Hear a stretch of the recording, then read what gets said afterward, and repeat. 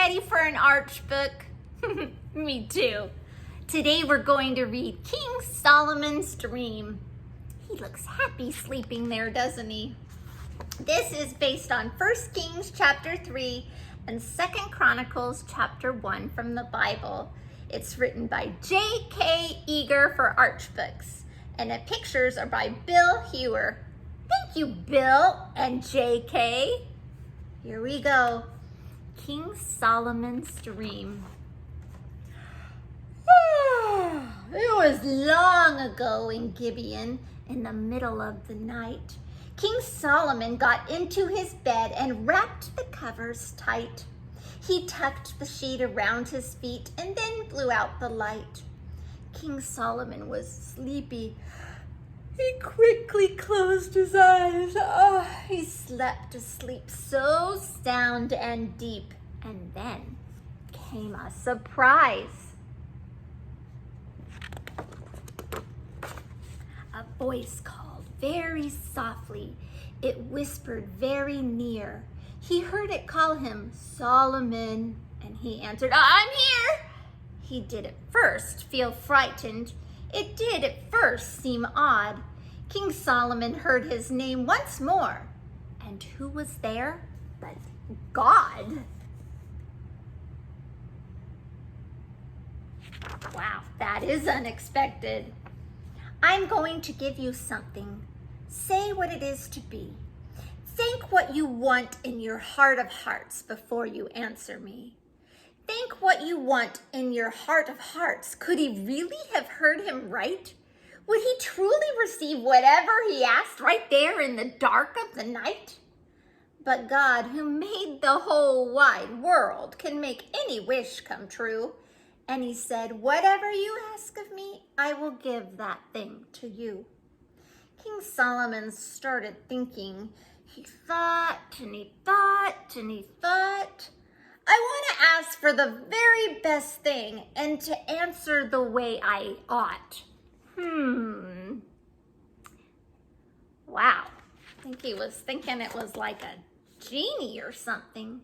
King Solomon tried very hard to decide. He found it a difficult task. At first he thought that a long, long life was the thing that he should ask. I'd like to live a long, long time and watch my children grow.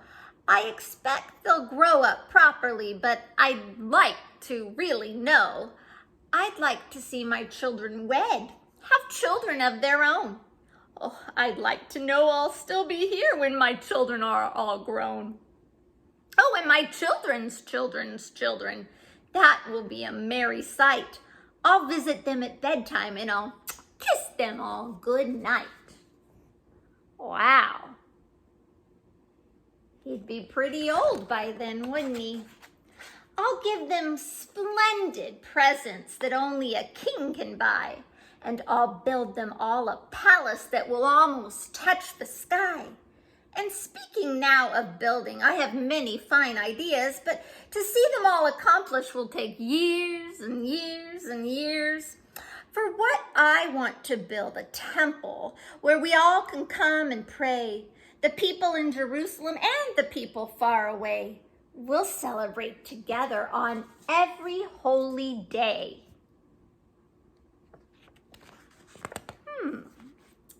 But the plans I have for building they'll cost a heap of gold. I'll need to have lots of money whether I'm young or old. As for buying the children presents, I know it won't be cheap. I'd better ask for a room full of gold piled up 10 yards deep. Are these sounding like good ideas? Perhaps a dreadful famine will come when the fields turn brown and dry, and the grapes fall off before they're ripe, and the sheep get sick and die. I could send my messengers speeding on to kingdoms far away to buy the food the people need. I'd have the money to pay, and my people, when they see me, will shout, "Hooray! Hooray! There goes our good King Solomon who gave us food today."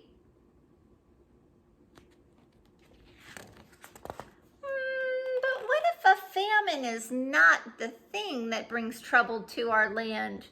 What if there comes an enemy king with weapons of war in hand? And what if he's bringing thousands of soldiers, an army gleaming bright, and our men must leave their homes and herds and go away to fight?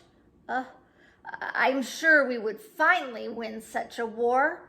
Our soldiers are brave and they're strong, but many good men might die in the fight, and wars can go on for so long. I think I'd better make a wish that will keep us safe and free. Defeat and destruction on every foe who comes over land or sea. None of us like war, do we? And then I'll watch over all the people, which is what a king should do. For people are dearer than buildings or gold, as my father David knew. My father was a good king, and he was a good man. I don't think there's been a better king since ever the world began. He loved the Lord, he kept his word, and our people grew strong and free. And now he's gone to his heavenly home. And the king in his place is me.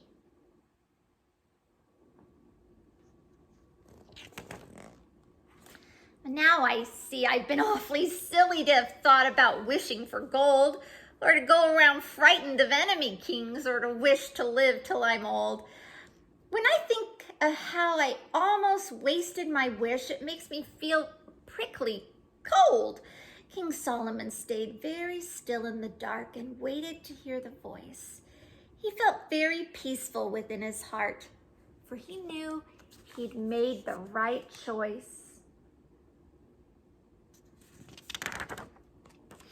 And Solomon said, "O Lord, my God, you made me Israel's king, and now you have told me to make one wish, to ask for anything. My father was a good king.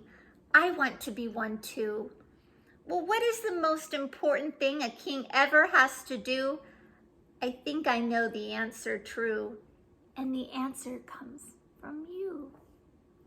You brought us out of Egypt by your mighty outstretched hand, and gave us all thy holy law before we reached our land.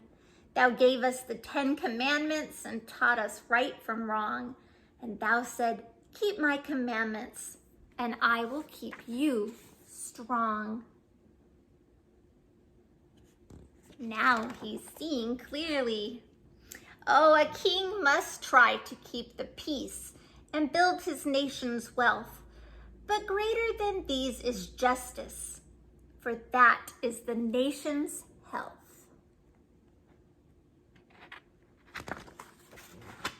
Now, every day the people come with quarrels for me to decide, and each man claims he's telling the truth and someone else has lied. And when two neighbors disagree and neither one will budge, they bring the question to the king and let me be the judge. So it worked differently back then. The king and the judge were one. I feel just like a little child sitting up there on the throne when important questions of right and wrong are left to me alone. I need an understanding heart to know what's false and true. The wisdom to do justice is what I ask of you. For a king must carefully help his people to know what's right and wrong, wrong and right. The wisdom I'll need to do justice is what I'll ask for tonight. And God said, "Behold, I've done as you wish. For what you ask is right. A wise and an understanding heart I have given you tonight. I'll also grant what you didn't ask, honor and power and gold. And if you will keep my commandments, you will live to be quite old." King Solomon woke from his wonderful dream. It had been a dream, he knew. But he woke the wisest man on earth, and God's promises all came true. Wow. It was a dream, but you know what? God always keeps his promises. He simply can't lie. That's why we can trust him. Stay hopeful, stay true, and be wonderful, special little you.